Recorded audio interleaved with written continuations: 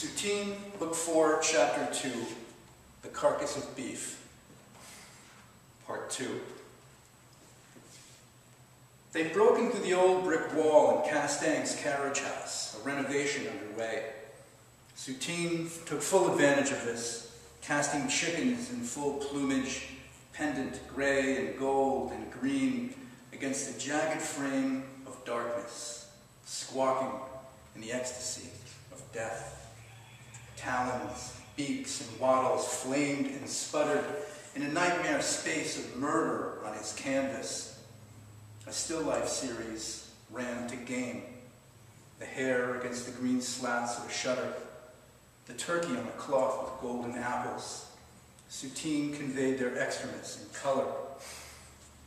Not satisfied, he bartered with his hapless dealer to procure a side of beef when he returned to Paris.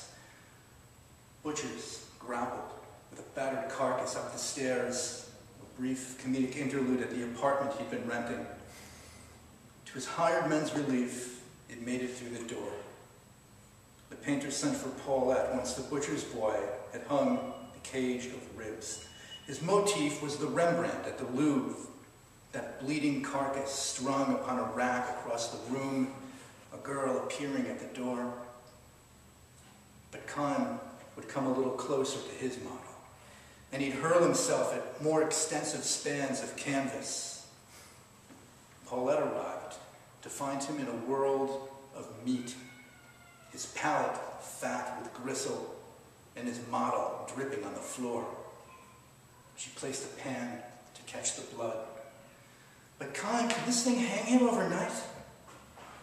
Paulette could taste the painting as the smell of colors mixed with beef. Apparently, the painter faced another sleepless night. His helper fixed herself a bed this time, but had to wake each hour to baste the hulk. Paulette, the trick's to keep it bleeding, Kahn commanded. Make it wet. She wetted it. And when the morning sun came shining through the window, you'd mistake the carcass for a red soleil, a running track of bones beneath the sagging skin. By noon, the horrid greenback flies had come, and Soutine had another canvas pinned and propped against an oil-splattered table. He mixed a pile of cobalt and alizarin, a blackout violet at the center of a scumbled wheel of colors bleeding into gray. His oil palimpsest began to bubble into heat. The Soutine layered splay on splay of tortured meat between the scratchwork ribs to end the second day. And sunrise found him scraping back the green he'd laid in semi-darkness. Hours passed, the colors changed. The carcass wore a sheen of viscous rot. Its rind a Venus blast of atrophy. It cracked in hieroglyphs of morbid skin. The painter, slouching, cast his shadow on the sagging monolith. By 12 o'clock, the neighbors were amassing in the hall. No one ever bothered with Soutine from day to day, but he was asking for it this time. The building smelled like rotting flesh. The landlord pounded on the door. You bastard! Go away! Enough, Soutine! You haul this garbage from the building, or else I'll have you hauled away! This fresh affront made Kahn throw down the brush. You're killing me! I told you 50 times, I paint! This is my studio! The landlord was unwilling to put up with it, and a complaint was filed. The gendarmes were the next to knock. Soutine, you have to let them in. This faint, exhausted plea from Paulette hit him like a rock. He stopped his painting, calmly turned around, unlocked the door, and opened it. The shock was registered succinctly when the gendarme found the carcass hanging in a buzz of flies. Explain, monsieur. The captain looked around as Soutine plied him with apologies, and Paulette fumbled with the swatting broom. He saw the 3 completed pictures. These are marvelous, he mumbled, and the room depressurized. The sympathetic officer allowed the tired painter to assume the mantle of an artist in the aperture of his protected space. No law applied.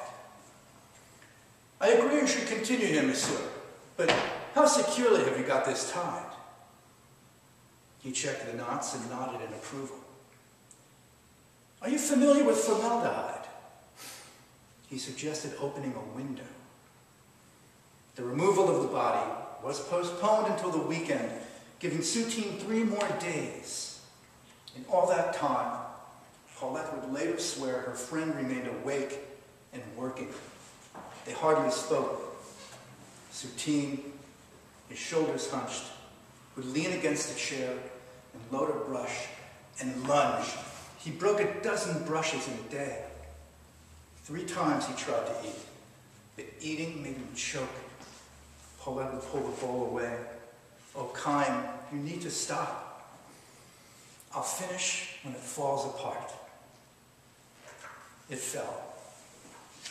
And from the slime, his hanging carcass series rose to 10, each painting fully spread with crucified and fallen cattle, seething gristle end to end. On Saturday, the thing would slide across the floor and down the stairs and out, a golem's slab extinguished in a tide of passion, fallen in a savage bout of extra rounds. Soutine himself collapsed. Swarovski paid to sanitize the route and cross the landlord's palm. Paulette, perhaps intuiting an impact on the painter's ulcer, diagnosed exhaustion as a relapse. She'd seen him through the throes of stomach pain. Her premonition, her experience, and her devotion would serve him well again.